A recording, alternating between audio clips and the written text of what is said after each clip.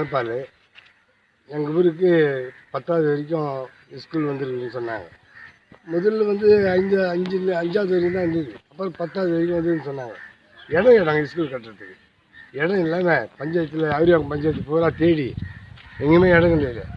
அப்புறம் சுப்பிரமணிய செட்டியார், பழற்காடு சுப்பிரமணிய செட்டியார் பேரன் பேத்தியார் மீனாட்சி அம்மா, சிவகுமார், அவர் 2 பேர் அன்றைக்கி நாங்கள் கேட்டதுக்கு நம்ம தாராளமாக ஸ்கூலுக்கு இடம் கொடுக்குறோம்பா சொன்னாங்க. அப்புறம் தான் வந்து சர்வேக்கு கொண்டு வந்து அளந்து எங்களுக்கு அந்த இடத்த பட்டாவும் மாற்றி கொடுத்தாங்க. கொடுத்து ஸ்கூலுக்கு இடம் எடுத்து கொடுத்தாங்க. அவங்க குடும்பத்துக்கு எங்கள் நன்றி. பக்கத்தில் எங்கள் பட்டா சுப்பிரமணிய செட்டியார் குடும்பம் இடம் கொடுத்து 10வது வரைக்கும் மக்களுக்கு ஊருக்கு இடம் கொடுத்து ஸ்கூலு கற்றுக் கொடுத்ததுக்கு அவருக்கு நன்றி சொல்கிறேன். வணக்கம், என் பேர் மகிமை. நான் பாக்கத்தில் இந்த ஸ்கூலோட முன்னாள் மாணவன். எங்களுக்கெல்லாம் வந்து பார்த்திங்கன்னா எப்போவுமே படிக்கணும், 6வது வரைக்கும் படிக்கணும் அப்படின்னு சொன்னாலே பழவேற்காடு வரைக்கும் நாங்கள் ட்ராவல் பண்ணி தான் படிப்போம். 5வது வரைக்கும் எங்கள் ஊரில் ஸ்கூல் இருக்கும். அதுக்கப்புறம் நாங்கள் பழவேற்காடு வரைக்கும் பயணம் பண்ணி படிக்கிற சூழ்நிலை இருந்துச்சு. ஒரு கட்டத்தில் இங்கே 10வது வரைக்கும் ஸ்கூல் வந்திருக்கு அப்படின்னு சொல்லி இந்த ஊரில் நிலத்துக்காக நிறைய இடத்துல தேடி அவிரிவாக்கம் பஞ்சாயத்து முழுக்க கடைசியில் பாக்கத்தில் இடம் இருக்குது, ஆனால் அது வந்து சுப்பிரமணிய செட்டியார் குடும்பத்தை சேர்ந்ததாக இருக்குது அப்படின்னு சொன்னாங்க.